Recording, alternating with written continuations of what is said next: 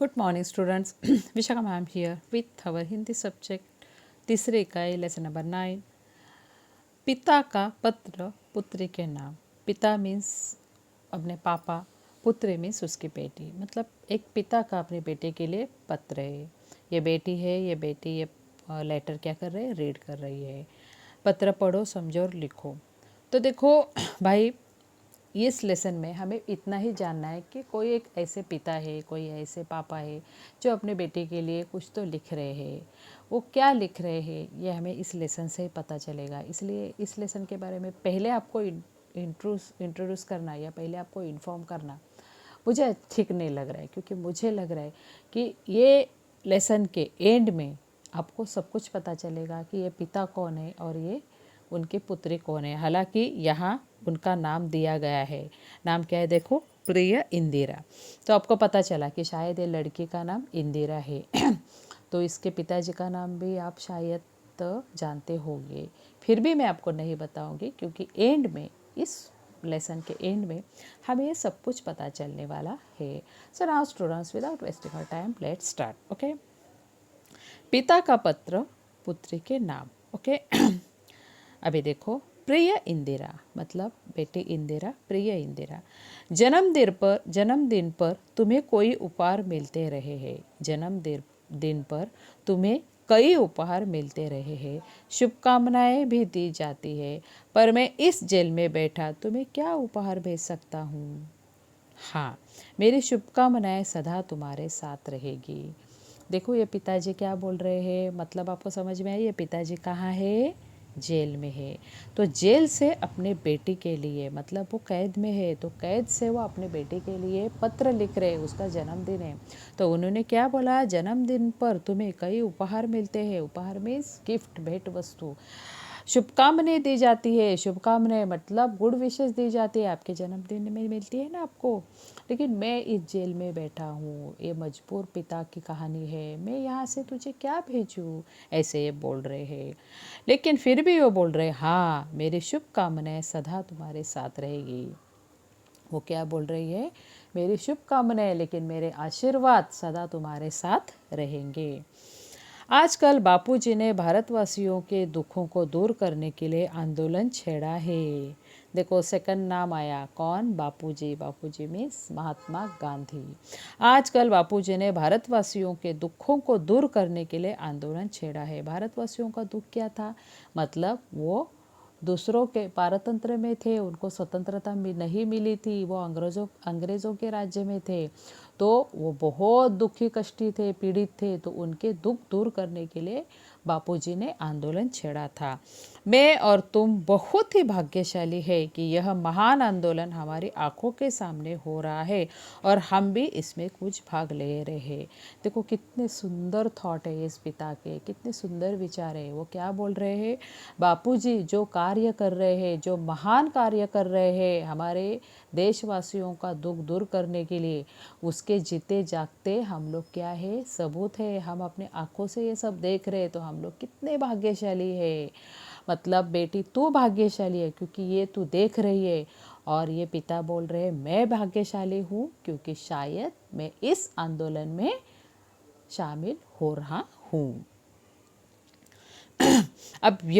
अब सोचना यह है कि इस महान आंदोलन में हमारा कर्तव्य क्या है, इसमें हम किस तरह भाग ले, यह निश्चय करना कोई सरल कार्य नहीं है. अब सोचना यह, मतलब ये पिता क्या बोल रहे हैं, लेकिन सोचना यह है कि इस आंदोलन में हमारा कर्तव्य क्या है, हम क्या करने वाले हैं, इसमें हम किस तरह भाग ले, हम इसमें किस तरह ले. बापूजी ने तो बहुत अच्छा कार्य किया, बापूजी बहुत अच्छा काम करे, लेकिन मेरे ऊपर आने वाला काम मैं किस तरह करूं, यह निश्चय करना कोई सरल कार्य नहीं. और ये सोचना या ये डिसाइड करना कोई सरल कार्य नहीं है, क्योंकि स्वतंत्रता का आंदोलन छेड़ा था उस टाइम, तो ये कोई आसान बात नहीं थी. जब भी तुम्हें ऐसा संदेह हो तो ठीक बात का निश्चय करने के लिए मैं तुम्हें एक छोटा सा उपाय बताता हूँ। अभी वो खुद भी एक कन्फ्यूजन में है कि मैं इसमें क्या कर सकता हूँ जिसमें इस आंदोलन में मैं अच्छी तरह से शामिल हो जाऊँ और मेरे भारतवासियों के उपयोग में आ जाऊँ। उसी टाइम वो अपने बेटी को क्या बोलते हैं, जब भी तुम्हें ऐसा संदेह हो, मतलब मुझे संदेह है कि मैं ऐसा क्या करूँ, तो वो बेटी को भी बोल रहे जब भी तुम्हें ऐसा लगे और ठीक बात का निश्चय करने के लिए मैं तुम्हें एक छोटा सा उपाय बताता हूँ। अगर तू ऐसे कंफ्यूज हो गई, तुझे अगर ऐसे कुछ तेरे पैर डगमगाए, तो उसके लिए सही क्या गलत क्या ये सोचने के लिए मैं तुझे एक बात बताता हूँ।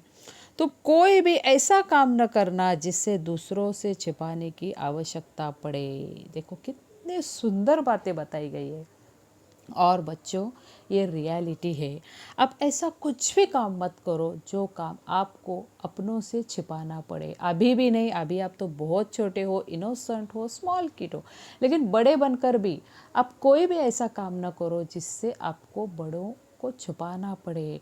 क्योंकि एक बात हमेशा याद रखना, सच बोलने के लिए हिम्मत होनी चाहिए और झूठ बोलने के लिए बहुत उससे ज़्यादा हिम्मत होनी चाहिए।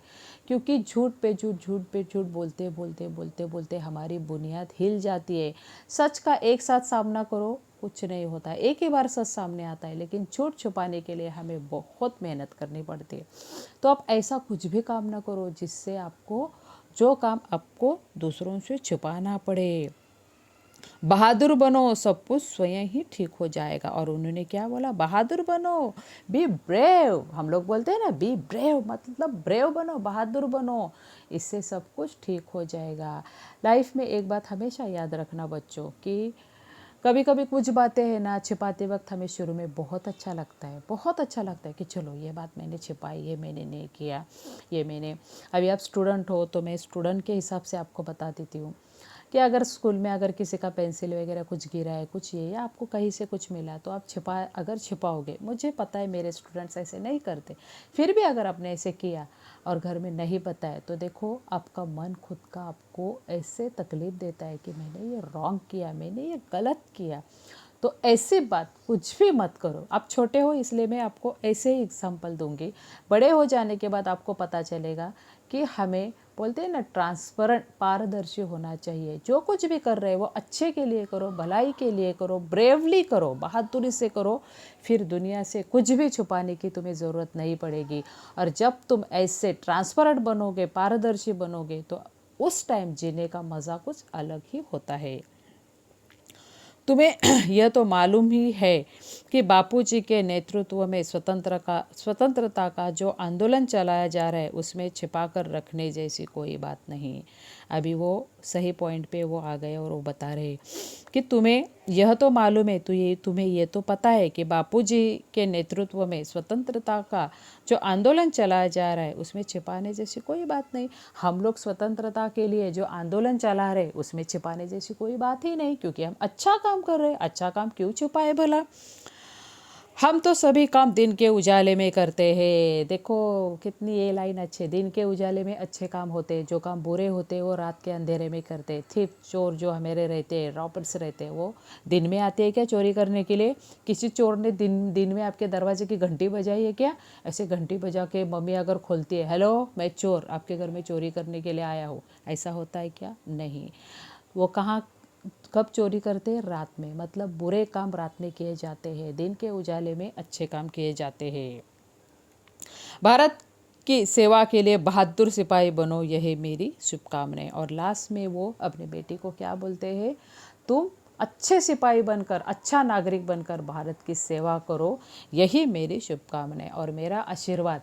एक बर्थडे के दिन जहां आप अपने पेरेंट्स को गिफ्ट, पेरेंट्स से गिफ्ट एक्सपेक्ट करते हो, ऐसे चाहते हो कि मेरे पेरेंट्स मुझे ये देने चाहिए, वो देने चाहिए, ऐसा चाहिए, वैसा चाहिए, मेरा बर्थडे बहुत धूमधाम से होना चाहिए, बहुत भारी भरकम ड्रेस चाहिए, 2-3 हज़ार का केक चाहिए, फ्रेंड्स को बुलाओ, ये वो।